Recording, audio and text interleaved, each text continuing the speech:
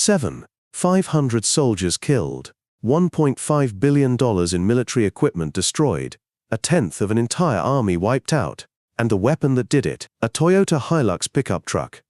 This isn't some action movie plot, this actually happened. In 1987, Chad fought Libya in what became known as the Toyota War. Libya had Soviet tanks, attack helicopters, fighter jets, and 8,000 troops. Chad had 400 Toyota pickup trucks. Libya lost, badly. Chad killed 7 times more enemy soldiers, while losing only 1,000 of their own. They destroyed 92 tanks using trucks that cost less than the tank's ammunition. They captured an entire Libyan airbase inside Libya, all while driving pickups you could buy at any dealership. The Toyota War changed modern warfare. It proved that a $25,000 truck with a machine gun could beat a $500,000 Soviet tank. Today, these armed pickup trucks, called technicals, appear in every conflict zone from Syria to Yemen. So how did a civilian pickup truck become one of the most important military vehicles of the past 40 years? Why did an entire war get named after Toyota? And what made the Hilux better than purpose-built military hardware? This starts in 1978, with the Chadian-Libyan War. Libya's leader, Muammar Gaddafi, wanted the Aouzou Strip, a piece of northern Chad along the Libyan border. Why? Uranium deposits, potential oil reserves, strategic territory. Gaddafi claimed the land based on old French colonial treaties. Chad disagreed. Rather than negotiate, Gaddafi invaded. By 1987, Libya occupied northern Chad completely. They had 8,000 troops stationed there, 300 T-55 battle tanks, multiple rocket launchers, Mi-24 attack helicopters, and 60 combat aircraft. That's more firepower than most small countries have in their entire military. Chad's situation looked hopeless. President Hissène Habré, Zala's forces had 10,000 soldiers, but almost no heavy equipment, no tanks, no air force, no armor. France was Chad's main supporter. They provided air support and kept Libyan aircraft grounded during key battles. But here's where it gets interesting. France didn't give Chad tanks or armored vehicles. They gave them Toyota pickup trucks. 400 of them. Toyota Hilux and Land Cruiser models. France mounted Milan anti-tank guided missiles in the truck beds. Added machine guns. That was it. No armor. No protection. Just speed and firepower. Military analysts thought this was a joke. How could unarmored civilian trucks compete with Soviet battle tanks? They were about to find out. January 2, 1987. The Battle of Fada. This is where the Toyota War really began. The Libyan garrison at Fada had 200 soldiers. They had tanks, artillery, and defensive positions. Chad had 3,000 troops and those 400 Toyota pickups. The Chadians attacked at dawn. The trucks moved at 60 miles per hour across the desert. The Libyans couldn't track them. Soviet T-55 tanks have slow turret rotation.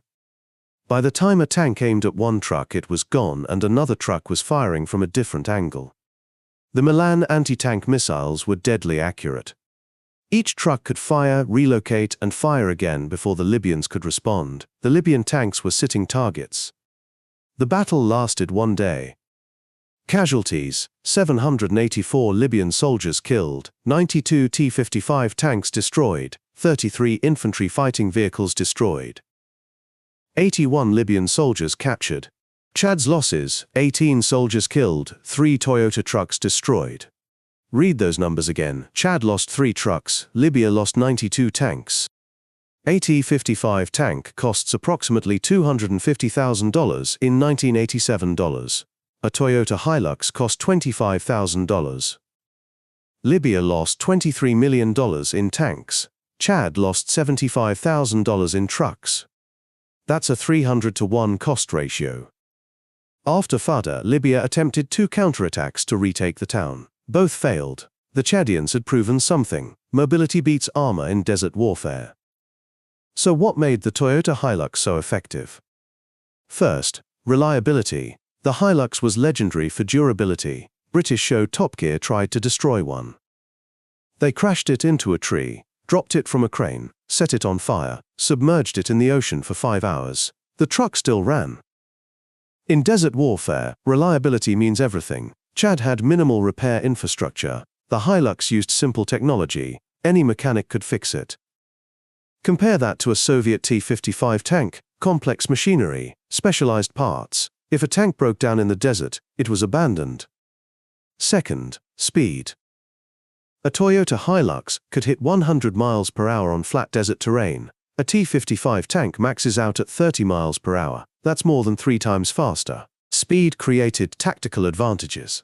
Chadian forces could attack, retreat, and attack again from a different direction before the Libyans repositioned.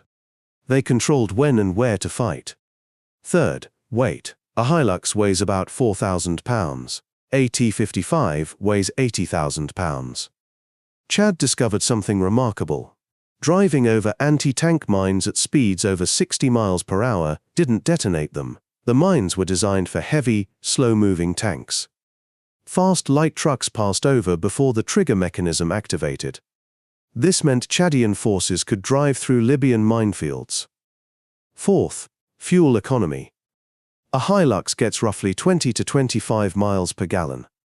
A T-55 tank gets 0.6 miles per gallon. That's a 40 to 1 difference. In desert warfare, logistics determine who wins.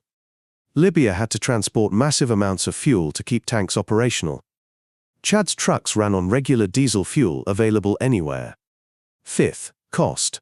A new Hilux cost $25,000 in 1987. Chad could field 10 armed Hilux trucks for the price of one military Humvee. Even if they lost half the trucks in battle, they were ahead economically. After Fudda, Chad didn't stop. March 22, 1987. Battle of Wadi Dum. A larger Libyan garrison. The Chadians took it in 4 hours. The Libyan forces were demoralized. They'd watched their tanks get destroyed by trucks. Their superior firepower meant nothing against an enemy they couldn't catch. By August 1987, Chad had retaken almost all of northern Chad. They pushed Libya back to the Aouzur Strip. September 5, 1987. Raid on Martin al-Sara Air Base. This airbase was 200 kilometers inside Libya. Chadian forces drove across the border in their Toyotas and attacked. The results: 1,000 Libyan soldiers killed, 300 captured. Chad claimed they destroyed 32 aircraft, including MiG-21s, MiG-23s, and Mi-24 helicopters. Then, they drove back to Chad. September 11, 1987. Ceasefire. The war ended. Chad had won. Final casualty count tells the story. Libya, 7. 500 soldiers killed. $1.5 billion in military equipment destroyed or captured. Lost 1/10 of their entire army. Chad, 1,000 soldiers killed. That's a 7.5 to 1 kill ratio, using pickup trucks against tanks.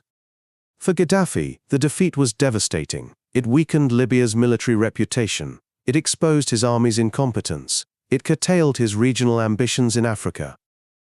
For the world, the Toyota War created a new category of military vehicle, the technical. A technical is any civilian vehicle modified for military use, typically with weapons mounted in the truck bed.